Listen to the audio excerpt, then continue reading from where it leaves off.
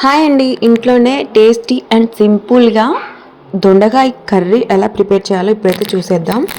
Stove మీద ఒక కడాయి పెట్టుకొని ఫస్ట్ ఆయిల్ అయితే వేసేస్తున్నాను.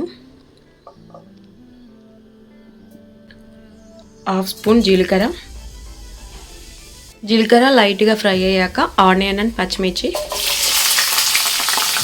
కొంచెం మగ్గనివ్వాలి. ఆనియన్ ఇంకా పచ్చిమిర్చి మగ్గాక మనం దొండకాయలు అనేవి వేసుకోవాలి. ఇప్పుడు దొండకాయలు యాడ్ చేసుకోవాలి. ఇలా సన్నగా రౌండ్గా కట్ చేసిన దొండకాయలు అయితే యాడ్ చేస్తున్నాను. ఇలా అయితేనే పర్ఫెక్ట్గా అండ్ తొందరగా కుక్ అవుతాయి. బాగా కలుపుకొని కిందకి పైకి మొత్తం కలుపుకోవాలి, ఆయిల్ అంతా పట్టేలాగా.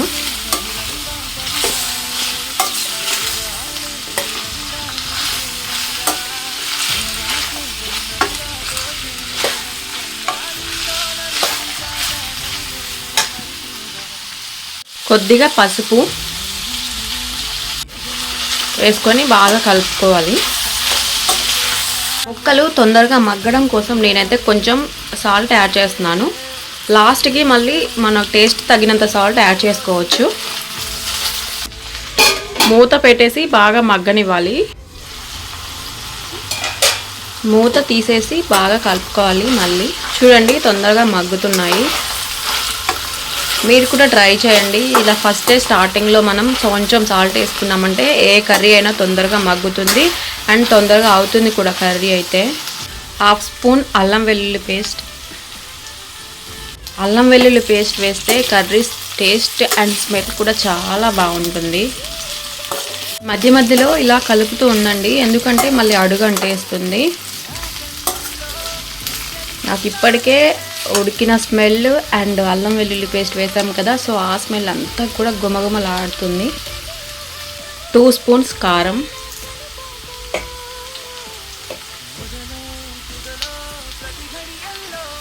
1 స్పూన్ ధనియా పౌడర్ అండ్ ఇందాక సాల్ట్ వేసుకున్నాం కాబట్టి వేసేటప్పుడు చూసి వేసుకోవాలి. ఇప్పుడు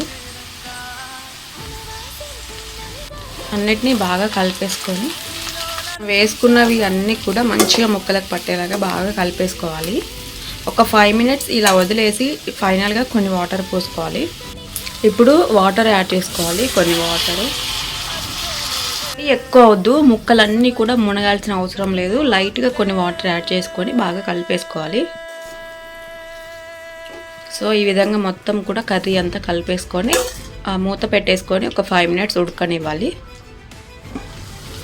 చూడండి, పర్ఫెక్ట్ కుక్ అయింది. ఇలా వాటర్ అంతా కూడా ఇంకిపోయి పైన ఆయిల్ తేలుతూ ఉంది కదా, సో ఇలా అయితే మనకి పర్ఫెక్ట్ కర్రీ కుక్ అయినట్టు. అండ్ ఫైనల్లీ ఒక గ్లాస్ టచ్ చేసి స్టవ్ ఆఫ్ చేసుకొని తింటే పర్ఫెక్ట్గా ఉంటుంది. ఓకేనా? పుదీనా కొత్తిమీర యాడ్ చేసుకొని స్టవ్ ఆఫ్. చూడండి, కర్రీ ఎంత బాగుందో చూస్తుంటేనే నోరూరిపోతుంది. ఇలా పర్ఫెక్ట్గా చేసుకొని తినండి, చాలా బాగుంటుంది. చాలా చాలా టేస్టీ ఉంటుంది. ఓకేనా? Thank you for watching.